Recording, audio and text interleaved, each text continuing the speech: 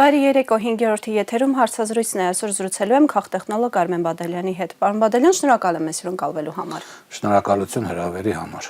Եվրամիությունը ամեն կերպ իր աջակցությունը ցույց է տալիս Նիկոլ Փաշինյանին եւ իր քաղաքական թիմին։ 15 միլիոն են տրամադրելու այսպես կոչված Ռուսաստանից եկող ինֆորմացիոն հարձակումների դեմ պայքարելու համար։ Ինչի մասին այս 15 միլիոն եվրոն։ Նայեք, եթե դու վերցնեք եւ առանձին փորձեք 15 միլիոնի հարցը քննարկել, առանձին դետալ քննարկեք, դա ձեր համար կարող է եւ հերոսատիտողի համար կարող է մի քիչ հասկանալի չլներ եւ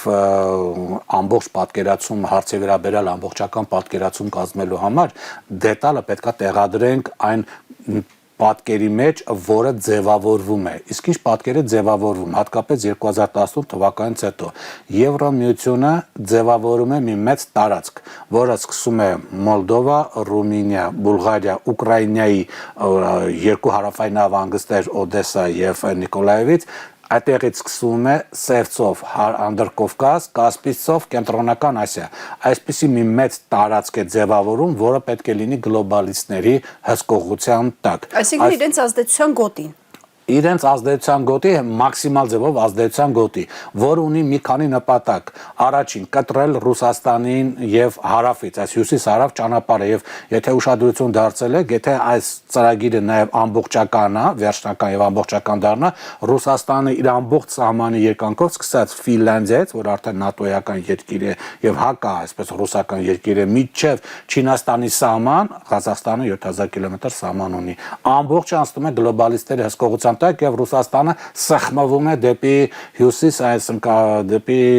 հյուսիսային սառուցալ օվկիանոս։ Ռուսաստանի մուտքը դեպի հարավ լինելու է Վլադիվոստոկով, որը շատ երկար է, այդտեղ շրջանցելով գնալ դեպի Աֆրիկա եւ հարավային երկրներ, ինչպես նաեւ նեղուցներով, հա, թուրքական այդ նեղուցներով, որն էլ Թուրքիան երբ կուզի կփակի, երբ կուզի չի փակի, տարբեր պատճառներով եւ այլն։ Հիմա այս ամբողջ տարածքը, որ ինքը վերցնում է, այս տարածքում ինքը ձևավորում է իրեն համար ցանկալի իշխանական համակարգեր, ինքը ահռելի միլիարդավոր, տասնյակ միլիարդավոր ուրեմն ռեսուրս է դրել։ Իդեպ ասեմ, այս տարածքը միայն այն չէ, որ Ռուսաստանին դեպի հյուսիս բրդի։ Այս տարածքը նաև Ռուսաստանին հյուսիս բրդելով Ռուսաստանին քանդելու համար է օգտագործվում։ Եթե հաջողվի Ղազախստանին ամբողջովին դնել ուրեմն իրենց հսկողության տակ, Ղազախստանի տարածքում կտեղակայեն բազմաթիվ ռազմահետախուզական, բազմաթիվ այլ ենթակառուցվածքներ, որը հնարավորություն կտան ներսից ուղղակի տակից, այսպես ասենք, Ռուսաստանը քանդելու Ռուսաստանի ռեսուրսները, նյութական ռեսուրսները, իսկ դա գնահատվում է մոտավորապես 75 տրիլիոն դոլար դնել գլոբալիստների հսկողության տակ։ Սա մեկ։ Նկատի ունեք բնական ռեսուրսների պայքար է գնում իրական։ Նավթ, գազ, մետաղներ, անտառներ, հող, ամեն ինչն է, եթե տեսնում եք, իրենք Ռուսաստանի քարտեզ են տպում, որը բաժանված է մի 30-40 մանր փոքր հանրապետությունների։ Սա մեկ, այս տարածքը Ռուսաստանին դեմ է։ Երկրորդ, այս տարածքը նաև Չինաստանի դեմ է, որովհետև Չինաստանը ամեն դեպքում ընկալվում է պես գլոբալիստերի տնտեսական մրցակից եւ բնականաբար այս տարածքով հնարավոր է ազդել, որտեղ այս տարածքին սահմանակից է ուйգուրական այդ իրենց ավտոնոմ հանրապետությունը, որտեղ մամեդական են։ Այս տարածքով հնարավոր է ազդել նաև Չինաստանի վրա եւ կտրել Չինաստանի ուրեմն այդ մետաքսի ճանապարհը դեպի Եվրոպա գնալուց կամ վերցնել հսկողության տակ, իրենք վերցնել իրենց հսկողության տակ։ Եվ երրորդ այս տարածքը դեմ է նաև Իրանի Իսլամական Հանրապետությանը, օգտագործվել է նրա դեմ եւ փաստացի եթե հաջողվի իրականություն դարձնել, նաև այս պատերազմի ժամանակ չհաջողվեց, բայց Իրանը նույնպես ունի նավթագազային, հա, բազմաթիվ շատ ռեսուրսներ, անգամ գազային ռեսուրսներով նա կարող է հավասարվել Ռուսաստանի հետ եւ ամբողջ այս տարածքը նավթարեսուրսներով, այս տարածքը օգտագործելով Իրանի դեմ քայքալ Իրանը եւ այդ ռեսուրսները դնել իրենց հսկողության տակ։ Այս մեծ ծրագիր կա։ Այս ծրագրին այնպես ստացվեց, որ Թուրքիային հաջողվեց նաև իր թուրանական ծրագիրը, որը գիտեք, երբ որ ստեղծվել էր, դա ինչ-որ վերացական ծրագիր էր, հա, մարդկանց, ինչ-որ որոշ փիլիսոփաների, գրողների, թուրքի նկատի ունեն, իրանց ինչ-որ գրքերում, հա, ոնց որ հայերի մոտ սովից սով Հայաստան, տենց ինչ-որ վերացական գաղափար էր, բայց Թուրքիան կարողացավ հատկապես Էրդողանի ժամանակ այնպես անել, որ իր այս ծրագիրը համադրվի գլոբալիստների այս ծրագրին։ Թուրքիան գլոբալիստների մանկլավիկը չէ։ Ինքը դաշնակից է եւ փաստորեն երկու ծրագիր իրար հետ համադրվել են։ Դրա համար պետք է դիտարկենք, որ այս ծրագիրը, որտեղ Թուրքիան նույնպես նպատակ ունի ամբողջ կենտրոնական Ասիան քաղաքականապես իրեն ենթարկելու։ Եվ իհարկե այս ծրագրում մեջ նաև տեղ են գտնում, դա իհարկե երկրորդական, երրորդական է կենտրոնական Ասիայի ռեսուրսները հարավային Կովկասով տանել դեպի ուրեմն գլոբալիստական Եվրամիության ուրեմն տարածք եւ վերջերս էլ ընդամենը որոշ ժամանակ առաջ Թուրքիայի ԱՄՆ դեսպան դեսպանը նշեց, այո, հա, Թոմաս Բարակը նշեց, որ մի նոր ծրագիր է առաջ գալիս Կասպից ծով ուրեմն միջերկրական ծով այս ծրագիրը, որը նույնպես նպատակ ունի Կասպից ծովի եղած ուրեմն օգտակար հանածոները հարավային Կովկասով տանել ուրեմն դեպի կենտրոնական Ասիա եւ տանել ներողություն միջերկրական ծով եւ ուրեմն Եվրամիություն, որտեղ Ամերիկան նաեւ ասենք շահագրգռվածություն կունենա զուտ կոմունիկացիաներից ուրեմն եկամուտ ստանալու։ Ահա այս երկու հզոր ծրագրերը կան։ Հիմա այդ 2000 ծրագրերի տարածքում գլոբալիստները ամեն ինչ անում են, որ այստեղ ամեն ինչ լինի իրենց հսկողության տակ։ Ինչ է դա նշանակում, այսինքն նրանք մեծ գումարներ են, միլիարդավոր գումարներ են դրել, որպեսզի այստեղ ունենան իրենց համար ցանկալի քաղաքացիական հասարակություն։ Երբ որ ասում եմ գումարներ, դուք մի նեք միայն Հայաստանում դրված։ Ծրագիրը ամբողջական իրան մեջ ինչքան գումար է ծախսել Եվրամիությունը, Թուրքիան եւ այլն։ Որտեղ իրենք տարածաշրջանը մեկ ամբողջության մեջ է։ Այո, տարածաշրջանը մեկ ամբողջություն են, իրանք չեն նայում մենակ Հայաստան, որտեվ եթե նայեք Հայաստանում միգուցե այդքան գումար դրված չլինի Հայաստանում սովորական քաղաքասարակություն պատրաստելու մեջ, ասենք այդքան գումարը մեծ չի, բայց դուք պետք է նայեք ինչքան գումար է դրվել նաեւ Ադրբեջանի, ասենք ռազմական, ուրեմն հաղթանակը ապահովելու համար, Ղազախստանում պրոթուրքական յետասարդություն, ազգայնական յետասարդություն ունենալու համար կամ նավթագազային ռեսուրս, ասենք, պաշարները շահագործելու համար, իսկ դա տասնյակ միլիարդավոր ուրեմն դոլարներ են եւ բնականաբար դրել են ու նորից դնելու են։ Իդեպ նաեւ նշենք, այս տարածքը Կասպից ծովից նպատակա Թուրքմենստանը մեծ կապեր ունի նաեւ Չինաստանի հետ, ընդ գազը մատակարարում եւ եթե ամերիկացիներին հաջողվի թուրքմենական այդ պայմանագրերը չեղալ հայտարարել եւ Չինաստանին գազի հարցով բավական է խեղճացնել, որտեղ իր մրցակից հիմնական Չինաստանն է։ Այո, տեսնեք, որ այս տարածաշրջանը այսպես պալու համար շահագրգռված են Եվրամիության ղեկավարները, որպես գլոբալիստներ, Ֆրանսիա, Գերմանիա, որպես Եվրամիության անդամ երկրներ, Բրիտանիա, որը Եվրամիության անդամ չի, բայց գլոբալիստերի կարևոր ուրեմն դաշնակիցն է, Թուրքիան, Իսրայելը, Ադրբեջանը, որը Թուրքիայի շարունակությունն է ուրեմն Անդրկովկասում եւ ոչ թե ինքնուրույն ուրեմն սուբյեկտ, եւ Իսրայելը, որը Զանգեզուրի Միջանցքի հարցում նույնպես շահագրգռվածություն ունի, նաեւ Միացյալ Նահանգները զուտ որպես ասենք Զանգեր ինքը այս մեծ ծրագրի մեջ մաս չի կազմում, բայց որոշակի դետալները ինքը մաս ունի Զանգեզուրի Միջանցք եւ Կասպից ծովը եւ Թուրքմենստանի գազային այդ պաշարները Չինաստանից պոկելու այս քաղաքականության մեջ։ Այսինքն մի մեծ կոնգլոմերատ այս պահի դրությամբ ուրեմն պայքարում է այս ուրեմն տարածքը իր հսկողության տակ պահելու համար։ Պարոն Բադալյան, փորձենք հասկանալ, թե դա ինչ կնշանակի Հայաստանի համար, հատկապես որ հայտարարություն հնչեց, որ Եվրամիության բարձրաստիճան պաշտոնյան Բրյուսելում լրագրողների հետ հանդիպման ժամանակ այսպիսի մի հայտարարություն էր արել, որ նախատեսում են Թուրքիա, Ադրբեջան, Հայաստան Եվրամիություն ձևաչափի ստեղծում։ Եվ դրա հետ միաժամանակ տեղեկանում ենք, Armen Press-ը հայտնում է, որ 500 միլիոն եվրոյի ներդրում է անելու Եվրամիությունը Հայաստանի էներգակիր համակարգը Վրաստանի եւ Թուրքիայի էներգակիր համակարգերին միացնելու համար, այն դեպքում, երբ որ Հայաստանը էներգետիկ առումով անկախ պետություն է, ինքնաբավ է, այս ամենը մի ծրագրի մեջ է մտնում եւ ինչ տեսք է կամ ինչպես ենք մենք դա զգալու մեզ վրա, ինչ է դա նշանակում։ Հիմա երբ որ մեջ այդ հարցին վերցնենք, որտեղ դա էներգետիկ կառուցվածք է, այս տարածքի մեջ չպետք է լինի որևիցե ռուսական, իրանական կամ չինական ազդեցություն։ Իսկ երբ կարող է չլինել այդ ազդեցություն, ասենք երբ կարող է ձեր ասածը իրականություն դառնա, եթե այս տարածքում իշխանություններ լինեն պրոգլոբալիստական կամ պրոթուրքական իշխանություններ կամ այս ծրագրի մեջ տեղավորվեն, այսինքն պարտադիր չէ որ Ուզբեկստանի ղեկավարը լինի պրոթուրք չէ, ինքը պրոթուրք կարող է չլինի, բայց ինքը այս ծրագրի մեջ շահագրգռվածություն ունենա գլոբալիստական, ասենք Եվրամիության կամ նրանց ղեկավարներ եւ Թուրքիայի շահեր ունենալու համար։ Հիմա միջև այդ ծրագրի նաեւ Մոլդովայից մի բան էլ ավարտեն 15 միլիոնը Ինչու համար է տրվում այս գումարը։ Այսինքն Մոլդովայի սցենարն են կուսարկում։ Տեսեք, այս ամբողջ տարածքը, դուք պետք է այս ամբողջ տարածքը պատկերացնեք, որ այս պայքարը գնում է տարածքի համար։ Հայաստանը մի դետալ է։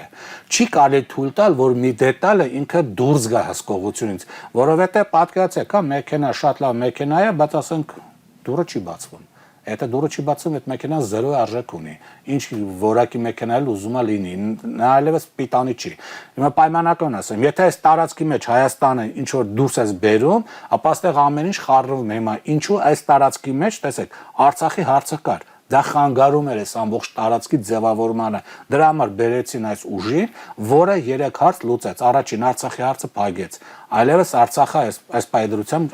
չկա, գոյություն չունի։ Երկրորդ Միջանցքի տրամադրումը գլոբալիստների եսկողության տակ, դա կլի Թուրքիան, Ադրբեջանը, Եվրոմիության գլոբալիստները, ամերիկյան կորպորացիան, ամերիկյան նշանակություն չունի։ Դա անցնելու է ամբողջ Միջանցքի ենթակառուցվածքները տիրապետող ուժերի եսկողության տակ։ Երրորդը ռուսական ռազմաքաղաքական տնտեսական դուրս բերումը։ Այս տարածքում ոչինչ չպետք է լինի ռուսական։ Հիմա նայեք, դա չլելամը արդեն ասացի, պետք է լինի ասենք, իրենց վերահսկելի իշխանություն։ Ինչ են անում այդ դեպքում, որպեսզի վերահսկելի իշխանություն լինի։ Ընդամենը 1 տարի առաջ դուք կարող եք մոռացել եք, բայց մոտավորապես 1 տարի առաջ Ռումինիայում նախագահական ընտրություններ էր։ Տեղ ունեցավ նախագահական ընտրություններ, դուրս եկան 2 տեխնացու, երկրորդ փուլ դուրս եկան։ Եվ տեխնացուներից մեկը արդեն հայտարարեց, որ հաղթանակի դեպքում ինքը Ռումինիան դուրս է բերելու գլոբալիստների եսկողության տակից, մնալով Եվրոմիության անդամ, այսինքն լինելու է Օրբան 2։ Բնականաբար Ռումինիա խիստ կարևոր նշանակություն ունի այս տարածքի համար, որ նկարագրեցին, ինչը թույլ չէր կարելի տալ։ Եթե ինչ որ Հունգարիան այս տարածքի համար այդքան նշանակություն չունի, կարելի է համակերպվել Վիկտոր Օրբանի արկայությանը, որպես ղեկավար, Ռումինիայի դեպքում չի կարելի, որտեղ Ռումինիան եթե դուրս գա այս տարածքից գլոբալիստերի, մնալով էլի պրոարմենիան, բայց ոչ գլոբալիստական, ինքը նախ Ուկրաինային բավականին վնաս կտա, որտեղ զենքի մասը Ռումինիայով տեղափոխվում է Ուկրաինա։ Իսկ Ուկրաինան երկրորդ տարածքն է, որով գլոբալիստները հարվածում են, արդեն ռազմական ձևով հարվածում թույլատնում է Ռուսաստանին։ Եւ երկրորդ Ռումինիան դուրս գալու դեպքում այս ամբողջ տարածքը կարող է փլուզվել։ Ուղղակի թույլ չտվեցին ընտրություններ։ Արգելեցին պատճառաբերնելով, որ TikTok-ում իր քարոզարշավը ֆինանսավորել են ինչ-որ մի գործարար, որը Ռուսաստանին ինչ-որ կապեր ունի։ Դրեցին Սահմանադրական դատարան, Սահմանադրական դատարանը ասաց այդպեսի բան չկա, իրավունք ունի տվյալ տեխնացուն շարունակելու, եւ Բրյուսելից զանգեցին Սահմանադրական դատարանին, Սահմանադրական դատարանը երկրորդ որոշումը ընդունեց խախտելով բոլոր օրենքները, բայց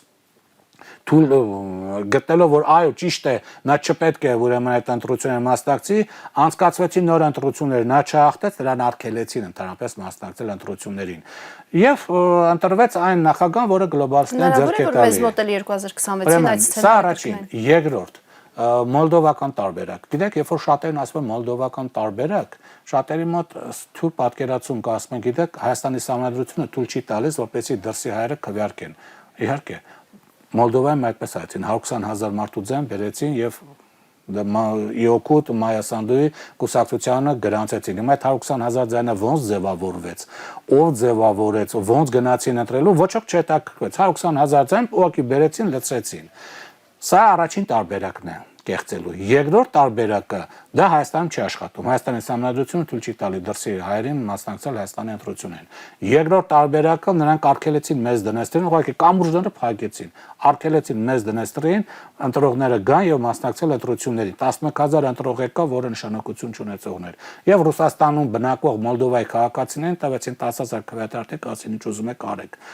Չբացեցին այնքան, որքան Եվրոմիությունում։ Սա երկրորդ տարբերակում Հեսա կասեմ Հայաստանի տարբերակում։ Երրորդ տարբերակն է կարևոր, որ կարող է կիրառվել Հայաստանի տարբերակում։ Ինչ արեցին երրորդ տարբերակը։ Առաջին արգելեցին, որպեսզի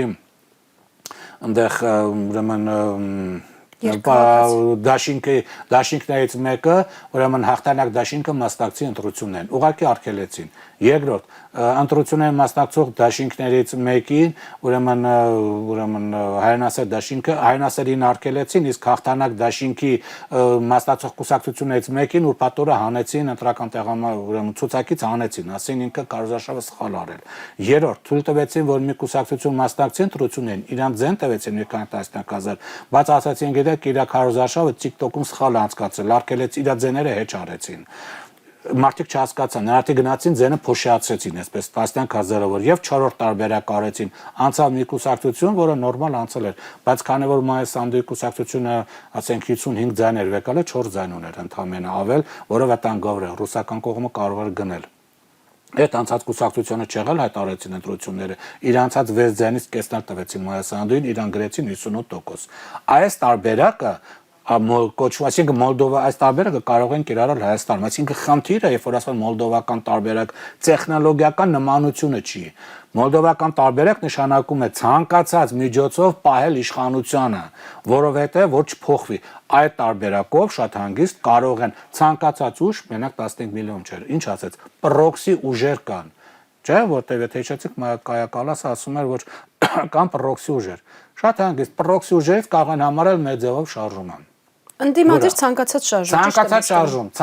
շարժում կարող են ասեն սա ռուսական պրոքսի կուսակցությունն է։ Հատկապես որ դրա նախերգանքը եղել է ազգային ժողովում, նույն Նիկոլ Փաշինյանի կողմից, այո, 5-րդ շարասյուն չգիտեմ։ Նա եղել է Եվրոխորհրդում եւ տարբեր ուրեմն տեղեր եւ այլն։ Ուղղակի կոնսուլտացիաներն էլ հիմա եվրոպացիները Հայաստանի կենտրոնական տրական հանձնաժողովի անդամների հետ այս պայդրությամբ էլ անցկացնում են։ Այսինքն, այս տարբերակով կարող են իրանց համար ցանկալի իշխանություն ձևավորել։ Դրա համար բոլոր այն քաղաքական գործիչները, հասարակական գործիչները, որոնք կոչ են անում Եվրոմիությանը, գնում են Եվրոմիության ներկայացության առջև, ինչ որ փորձում են խիղճ արտասնել, իրանց խիղճը պետք է արտասնել։ Իրանք ստառը քաղաքական հաշվարկ են անում։ Ուստեղ շատ մի կարևոր հանգամանք ցանկանայինք ասել։ Հարցը կայանում է նրանում, որ Գյումրիում, Վաղարշապատում, չգիտեմ, Փարաքյարում եւ այլ տեղերում անդիմադիր այս կամ այն ուժի մրցակիցը դա քաղաքացիական պայմանագիր կուսակցությունն է։ Ազգային ժողովի ժամանակ անդիմադիր ուժերի մրցակիցը դա այն իմ թվարկած արևմտյան կոնգլոմերատներ, գլոբալիստներ, բրիտանացիներ, թուրքեր, Իսրայել, Միացյալ Նահանգներ, այդ դրանք են ամբողջովին։ ԿՊ-ն այստեղ դադարում է սուբյեկտ լինել, ինքը ընդհանրապես գործիք է, նրանք են այստեղ իշխանության ձևավորում։ Այսինքն ընդդիմությունը մեծ շանսեր չունի, այդպես է ստացվում։ Ստացվում է ուրիշ ձևով։ Ուրեմն սա պետք է հասկանալ, այսինքն իրավիճակը ինչպիսին է, դրա համար բոլոր այն խոսակցությունները, ընդդիմությունների, որ գիտեք,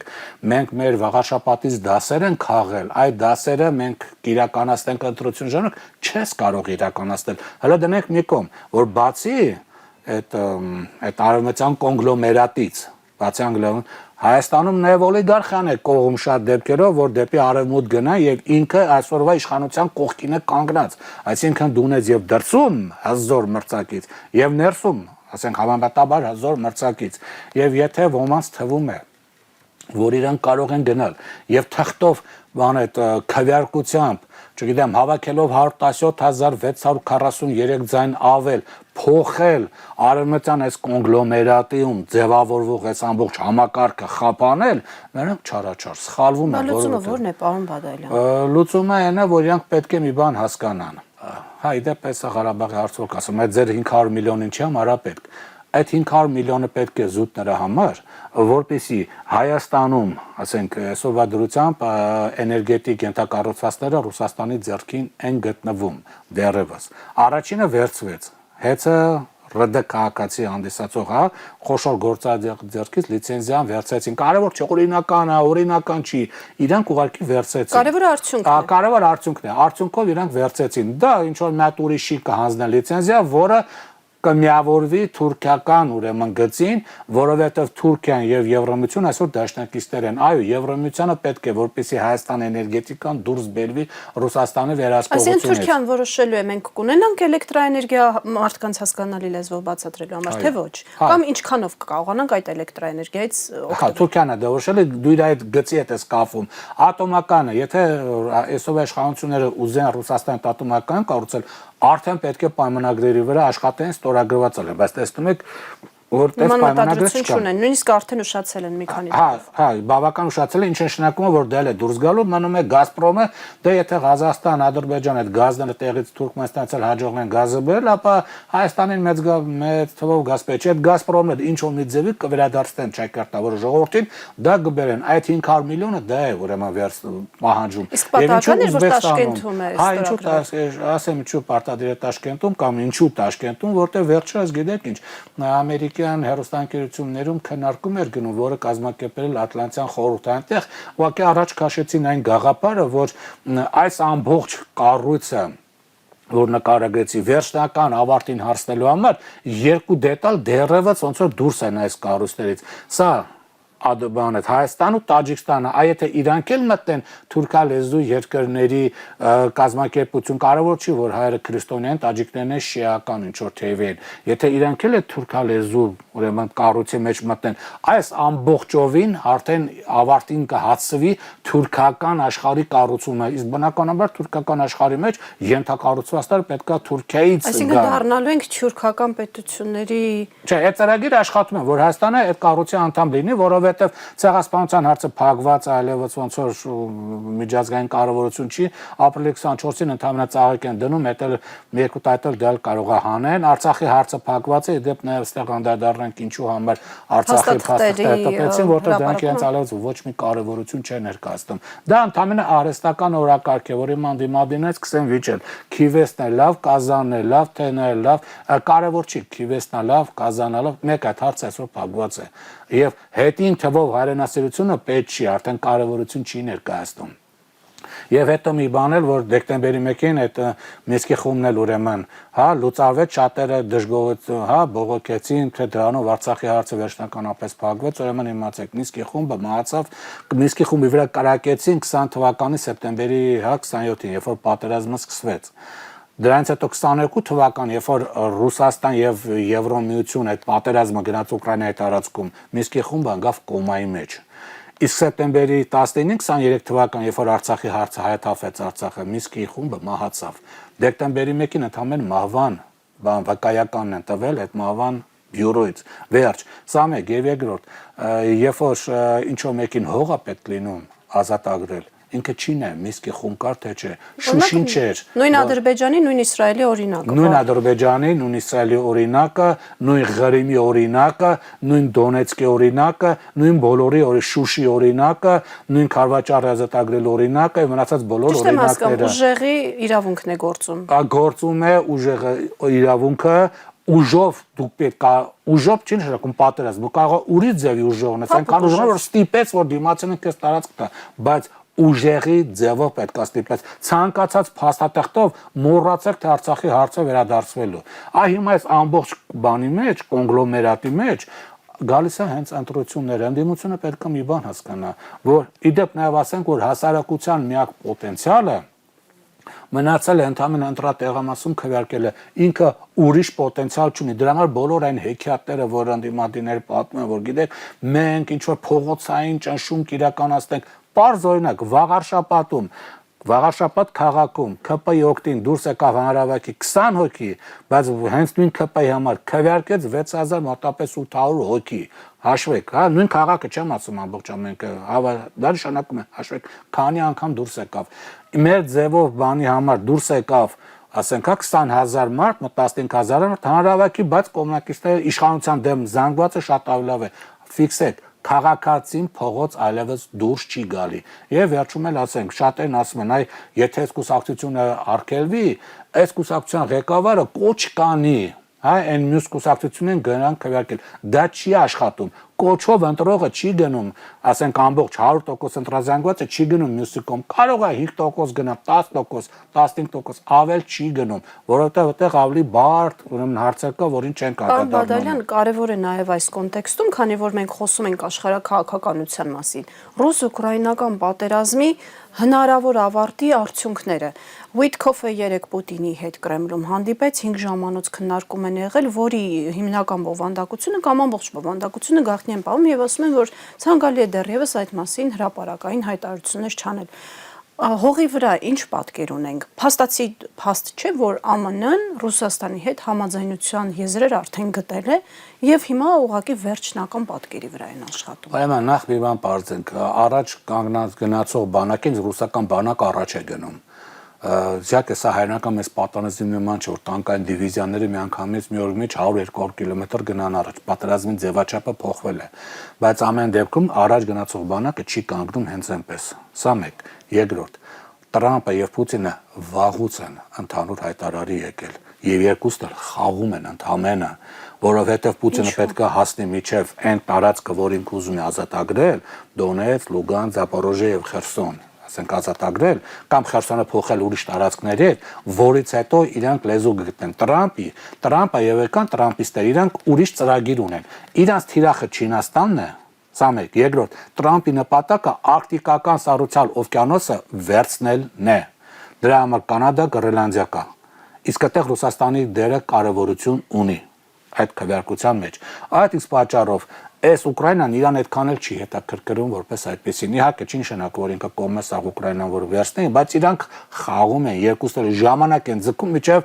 Ռուսաստանը վերցնի այն ինչ որ իրան պետք է, որը կլի մյուս տարվա կեսը, հետո Տրամպը 2026-ի համար նկատել մոտապես է, այդքան մոտապես է, գարուն ամառ եւ այլն, էլի, այդ ընթացքում շատ բան կվերցնի, որովհետեւ ուկրաինացիները ավարտվում են եւ ռուսների հարձակումը սկսել է արագանալ։ Իրենք դուրս է գերա սահմանադրական տարածք, որից հետո Տրամպը կստորագրեն, հա, ինչ որ խաղաղությամբ ուրեմն այս պայմանագիրը կամ ինչ որ բանը, որը Տրամպը կստանա Նոբելյան մրցանակ, ինչը ինքը երազում է,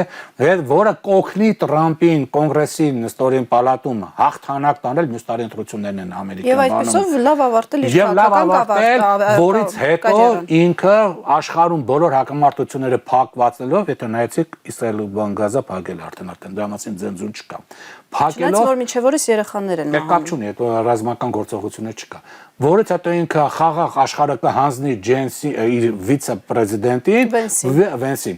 Դեջի Վենսին եւ որը արդեն կգնա դեպի Չինաստանի դեմ հիմնական մրցակցություն։ Պարոն Բադալյան, այստեղ Ռուսաստանի հաղթանակը չի խառնում Եվրոպայի պլանները։ Եւ որտեղ Նույն Եվրոպայում ձեր ասած ազդեցության տարածքը Ուկրաինան չի ուզում,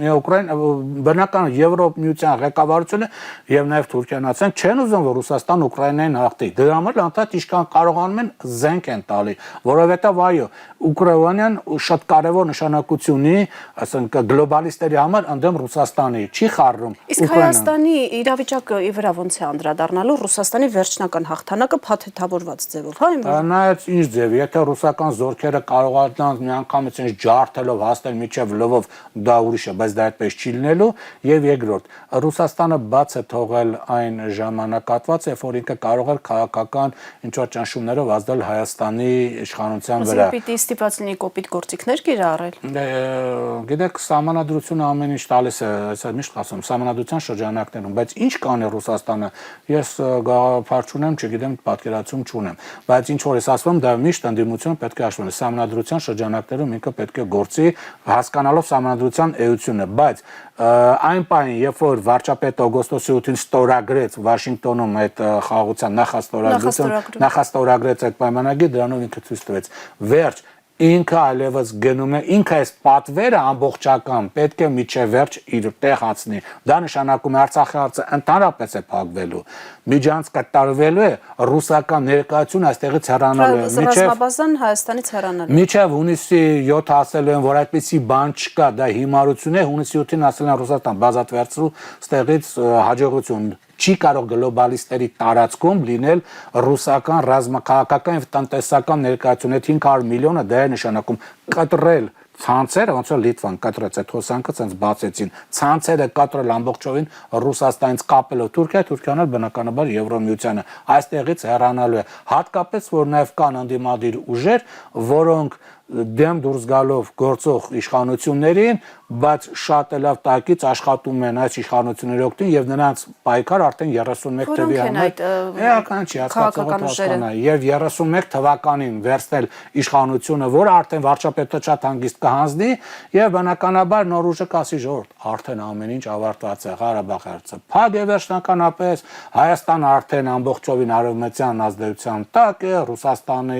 էներգետիկան ստեղ ոչ միայն բազ էներգետիկա այլևս չկա, մենք այլևս այս նույն աշխարհակարգում ենք, որի հետ արդեն մենք պետք է համակերպվենք եւ գնանք եւ Հայաստանում ֆեստիվալներ կլեն, բայց ազգային ոչ մի կառույց չի մնա, որի համար ջարդվում է եկեղեցին եւ եթե իշխանությունը մնաց եկեղեցու ջարդը միջև վերջ կհասցնեն եկեղեցին որպես ազգային կառույց կվերածվեն, ցեղասպանության հարցը այլևս 24 ապրիլի 24-ին ոչոք չի գնա, դասագիրքից Մաշտոց եւ այլ կանեն։ Արդեն հանվել է։ Հանել են եւ դուք կունենաք ընդհանրեն այսպես ուղեղները քառակուսի ուղեղներով, հա, ցալքերը բետոնապատված, ինչ որ բիոզանգվածով, մի հատ բիոզանգված։ Այս ծրագրի ամբողջ բանն է, ծրագիրն է։ Պարոն Բադալյան, շնորհակալ եմ հետաքրքիր զրույցի համար։ Հիշեցնեմ այսօրվա իմ հյուրն էր քաղտեխնոլոգ Արմեն Բադալյանը, հարցազրույցի հաջորդ թողարկումը վաղն է, հաջողություն։